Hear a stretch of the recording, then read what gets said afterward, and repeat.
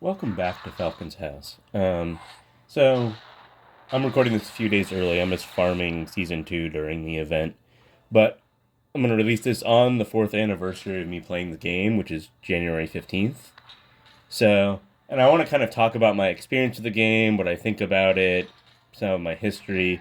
This will probably be kind of long and rambly, so if you just don't care, skip this video, whatever, doesn't matter. But I do think there's some interest in a long time player's perspective that wasn't like a super whale from the beginning like a lot of the other big channels are. So I started playing this game 4 years ago after I gave up on playing the NBA 2K card collecting game, which I liked card collecting games, and that's why I started this, and that's what I like about this game more than the actual match 3 gameplay, which is fine, but it's not my favorite thing ever. The problem with the NBA 2K game was that it required a lot of time commitment, especially on the weekend events. Like, you basically, each weekend there was an event, and you basically won by playing more than anybody else. So you have to play 28, 30 hours in a 3 day weekend, basically, for these events. And it was just, I couldn't deal with that much time commitment. I wanted something less, and that's what this was. And back then, so when I started, Season 2 had just come out. The game was at a much earlier state. Heroes of the Month were some of the strongest heroes. We didn't have that many seasonal events. There were fewer challenge events. Like, you could go many days with only having the main story to do. At a time, you had Season 1 and then Season 2.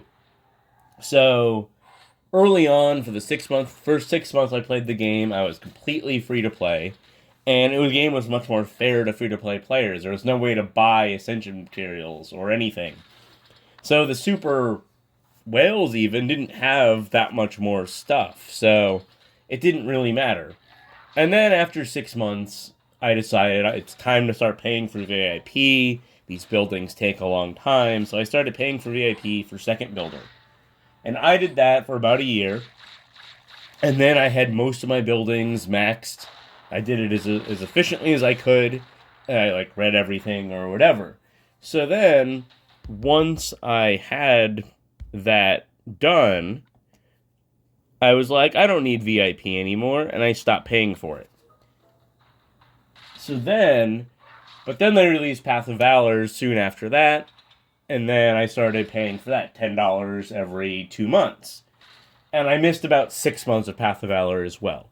So where I just didn't get far enough along in the Path of Valor. The earlier ones were harder, so I just didn't finish them, and then I didn't pay for them then. So out of the whole time I played the game, probably 2 years was spent paying basically nothing, but completely free to play. And then probably about a year and a half was spent in a moderate spend, like $5 to $10 a month kind of payments.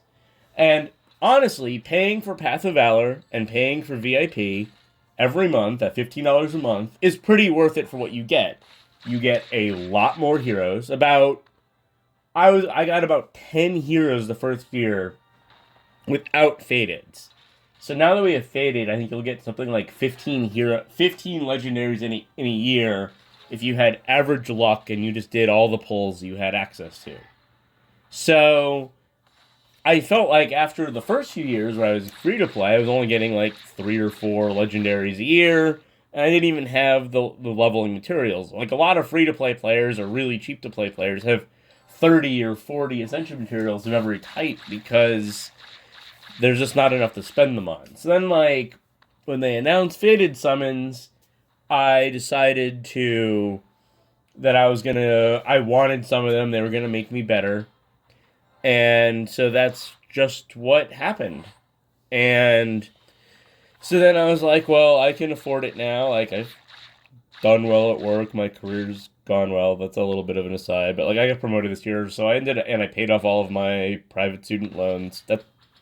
So I had extra income to spend on this game, and it doesn't really matter.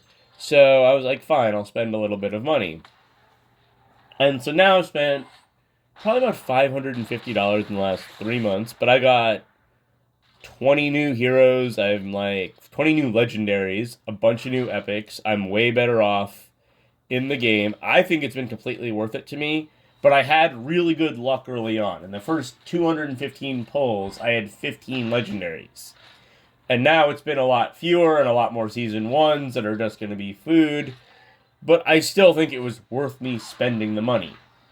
So I think I'll continue to spend money, though I'm not going to spend at that rate anymore. I'll probably spend like $30 to $50 a month, not $150 a month. There's just fewer and fewer heroes to do it. I actually think if I could go back, like I said, I think it's worth it. But for most people, I think it would only be worth doing Path of Valor and VIP. You'd still get a lot of heroes. It's a completely sustainable level of new heroes when you're leveling everything. You don't need to farm really hard or whatever. But I had all these stockpiled resources and the money, so like Fated Summons came out at the right time for me as a player where I had more income and I had more time to play the game. So it's been good for me, but I wouldn't recommend it for everybody. That being said, I'm having a lot of fun for the first time in a long time because it's more than just play my best 5 heroes. Like, that's what this game... Like, I feel like a lot of the game was like, you get something new, and then you plateau. And then you get something new, and then you plateau over and over again. And early in the game, you get a lot of new things constantly, and it's a lot more fun than once you plateau. So, like, I plateaued for 2 years where I couldn't beat hard mode. I had completed all the normal mode of both Season 1 and 2. So I just, like, did Titans and Wars, and, like, rare quests and challenge events was basically all I did. I moved very sideways for a long time. I didn't even necessarily use all my world energy every day. Like, I was really lazy with how I played the game. And so I have 31 days of each. I'll probably move it up to 32 before I'm done. But that's how I balance the what's it called? How I do 3 TC2s. So I'll wait 2 minutes and then I'll do a season 2 here. But anyway, but like I said, I've gotten a lot of new heroes. I'm leveling a lot of things. It's been a lot of fun to be pay to play.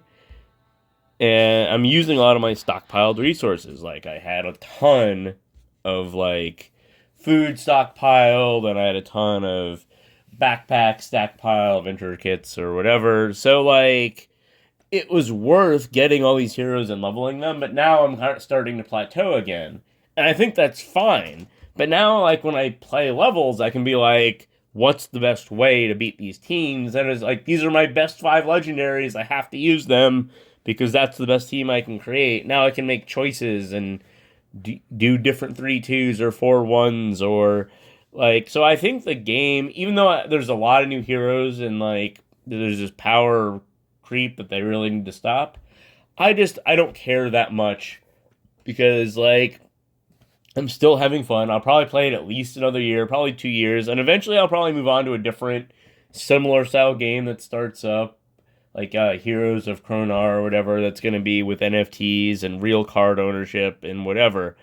But I like the progression I made from free to play to cheap to play to pay to play. I don't think I'll ever go pay to win where I'm spending like thousands and thousands of dollars.